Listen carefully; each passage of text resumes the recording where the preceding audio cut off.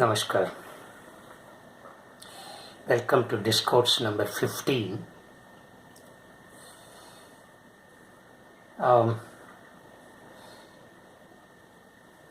We have examined four different shades of meanings of the word yoga. One is yoga is union. The second is yoga is balance. The third is yoga is harmony. The fourth is yoga is skill in action. Now, in this discourse, I would like to introduce another most important, most acceptable, most prominent and most famous definition that Patanjali himself has given in his Yoga Sutras.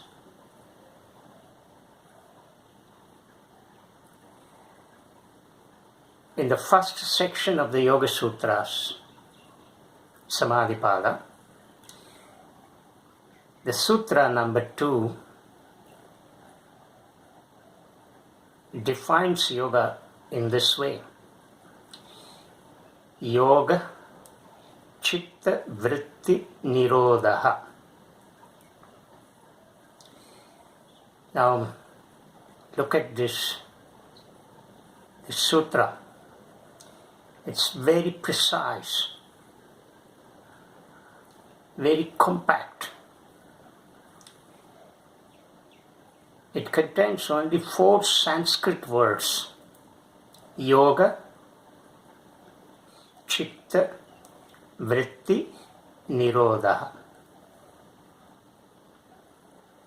And these 4 Sanskrit words are joined together and made into sutra, string. These 4 Sanskrit words look very simple,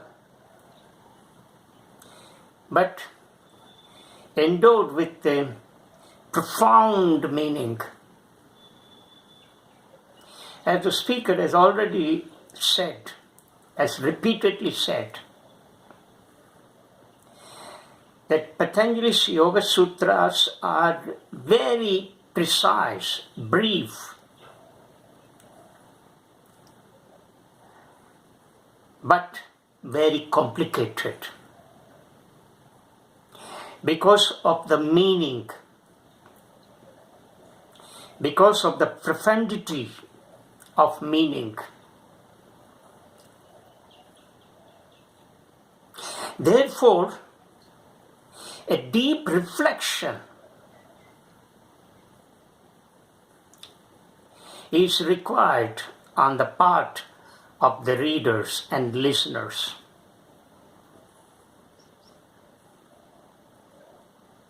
You cannot take the literal meaning of these Sanskrit words.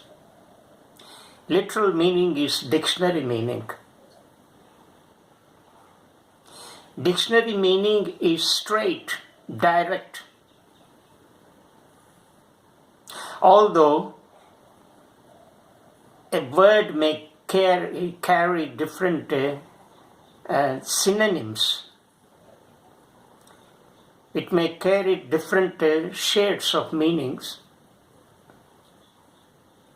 but literal meaning is straight.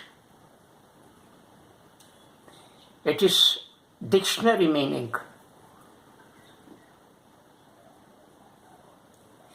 But we cannot take the literal meaning of these 4 Sanskrit words. Then we will be in a state of confusion. Such literal meaning will mislead. Such literal meaning will not unravel the mystery, the mysterious meaning concealed. So literal meaning is very dangerous. Similarly, literary meaning also seems to be very dangerous here. In fact, Patanjali does not introduce sutras in a literary way. Literary is something that is connected to imagination.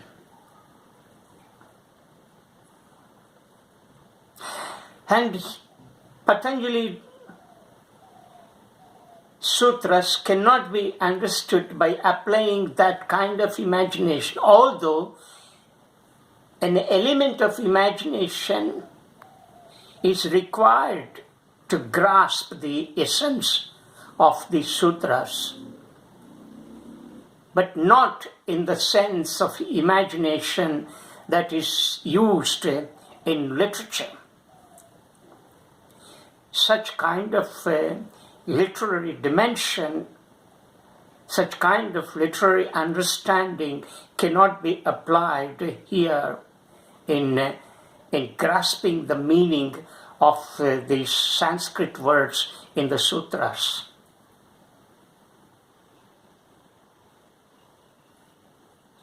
So, a deeper reflection is needed in order to capture the metaphysical contents, the metaphysical connotations of such words.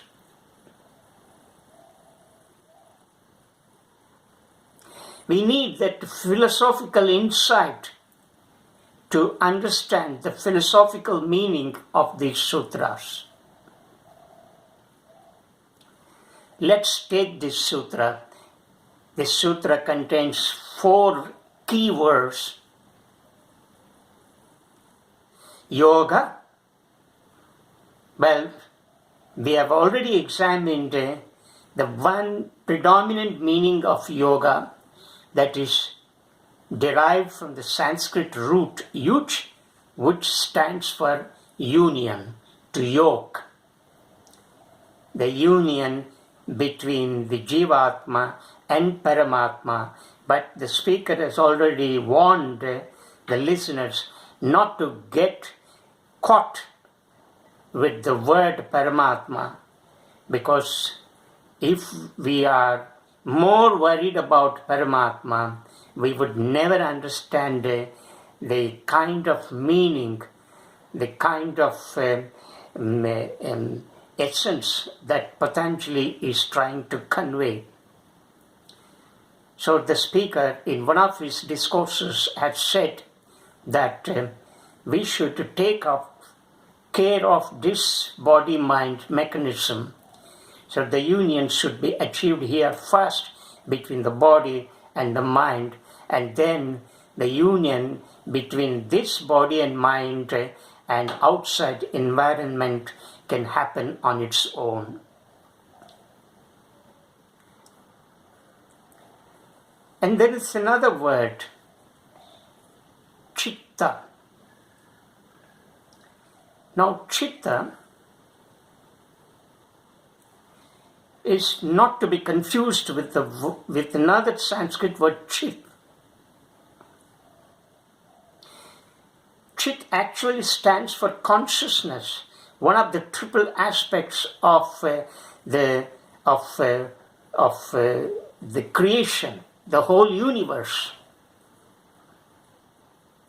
I'm not using the word God here, because the speaker has already said the serious, dangerous implications and complications of this word God.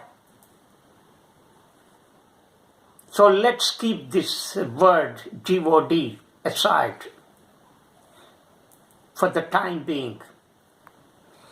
And of course, as we move from one discourse to another discourse, as we progress in understanding what this yoga is, we will come to know what that God is at the end, perhaps.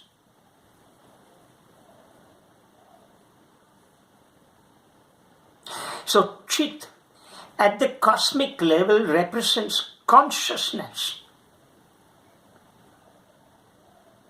The creation, the universe, is described by these triple principles, namely Sat, Chit, Ananda, with which you must be familiar. So Chit is one aspect. That state, that primordial state, that pure state, that state of nothingness, can be understood only in its three-dimensional aspects.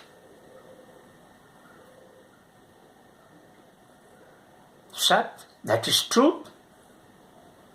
How can we understand a thing in its existence? Its existence can be owned by its functioning, by its properties. In a similar way, that state, that higher state, what is known as the ultimate state, the ultimate reality, the ultimate principle, identified as Brahman in the Upanishads,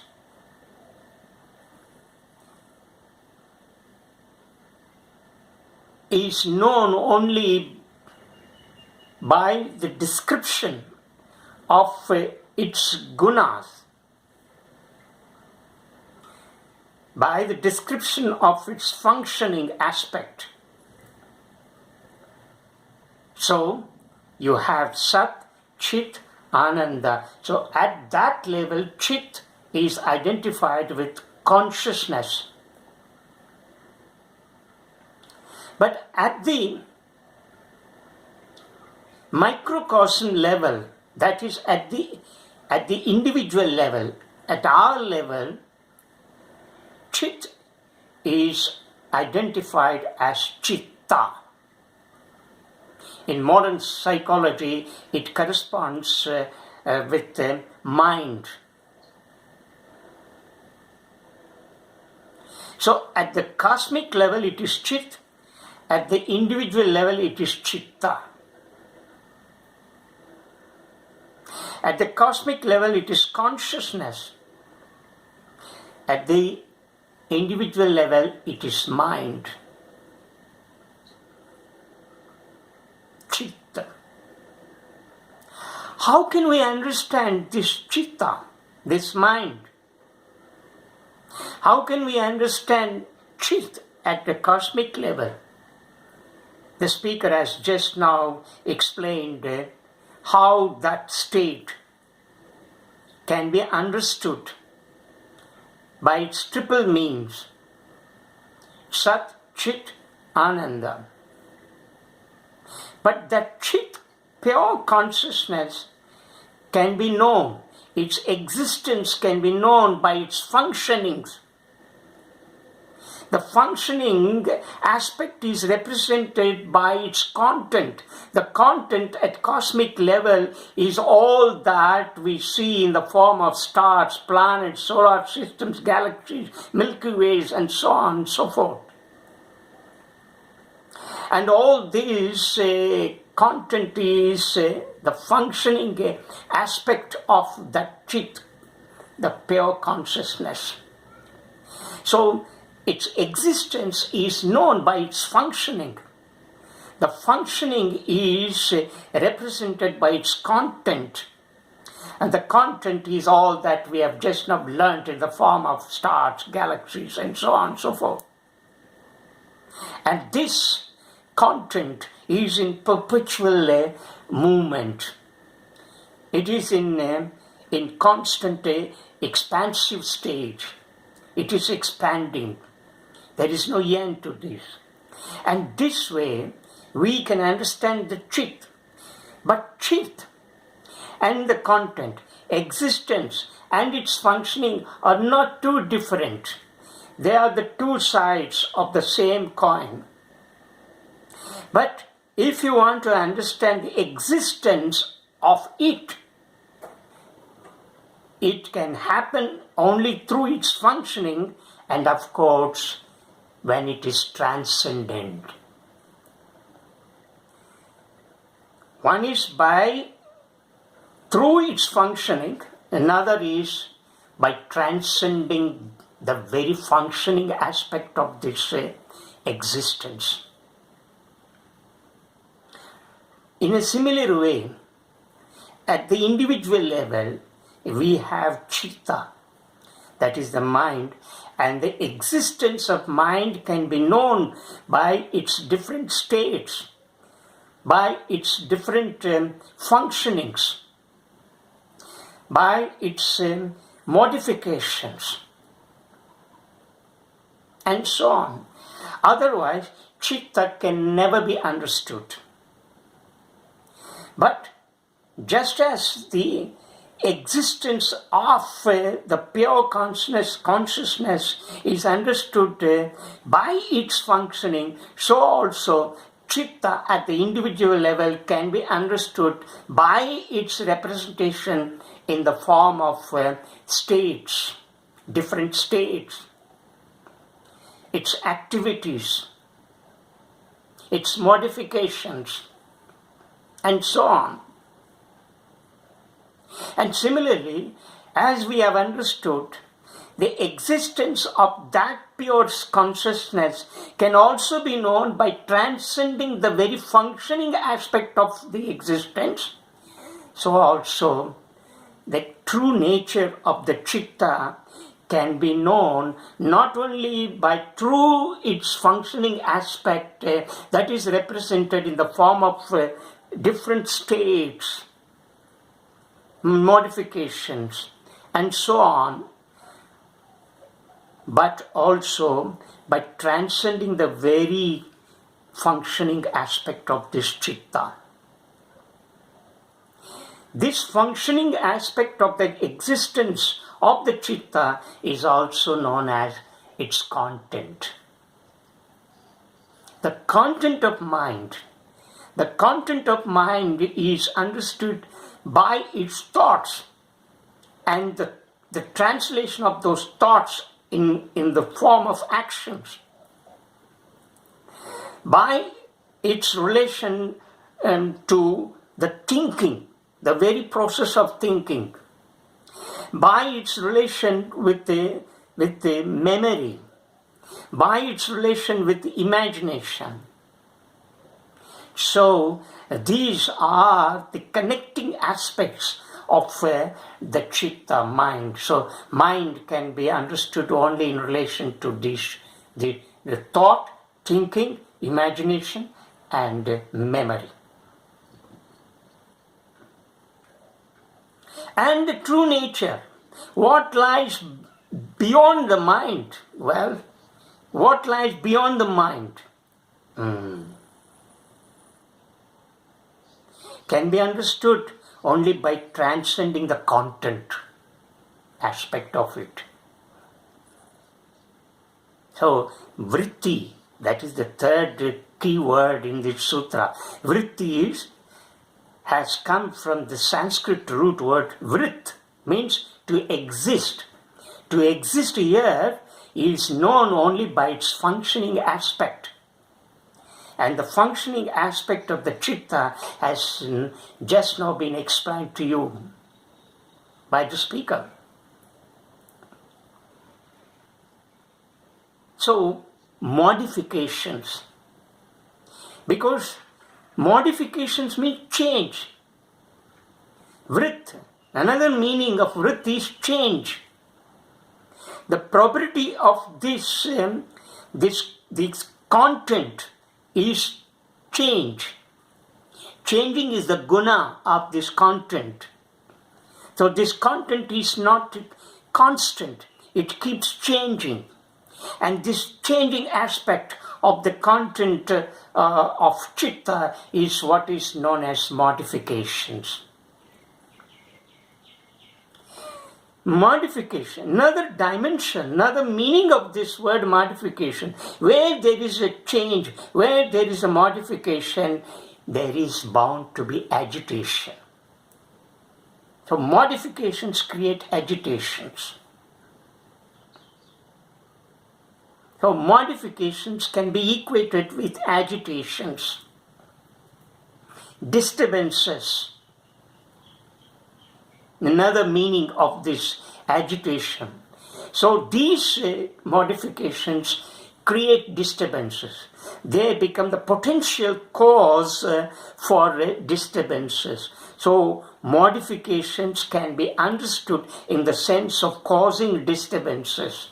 So the content is never constant, but it is changing, and that which changes modifies itself. And this modification and modifications create vibrations, agitations, disturbances.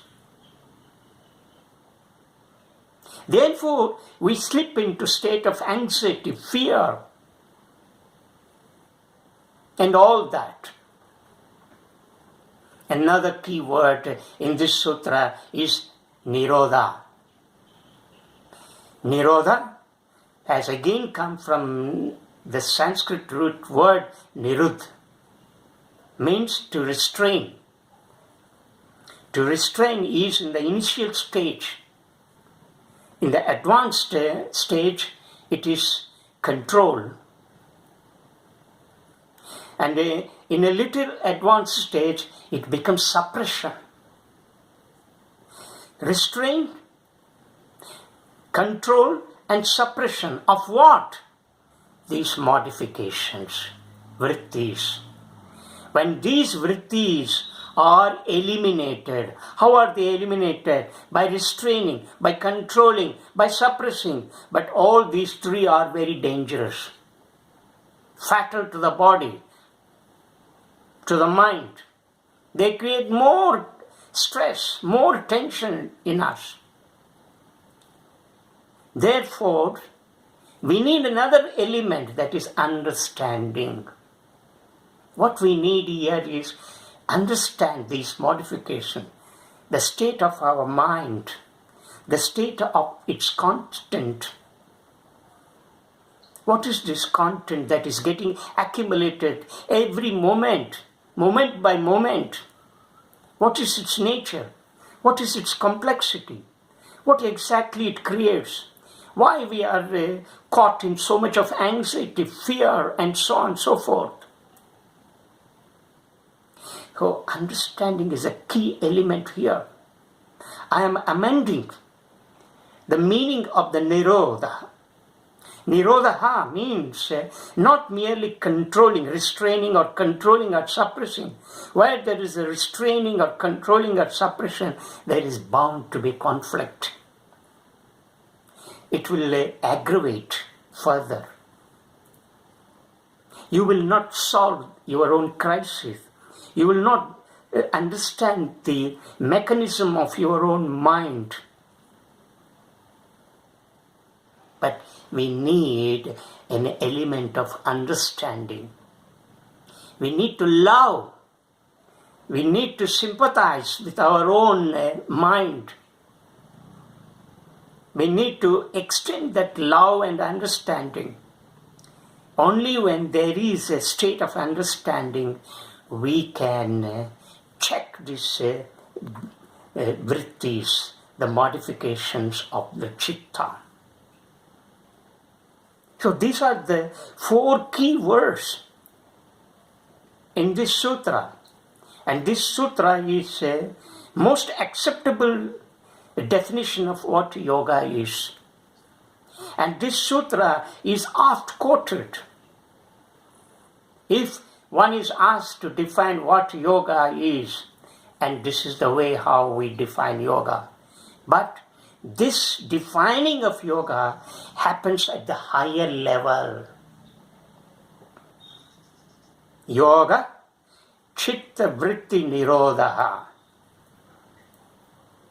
I have given you in this discourse the meanings of these 4 essential words, Sanskrit words in this sutra. But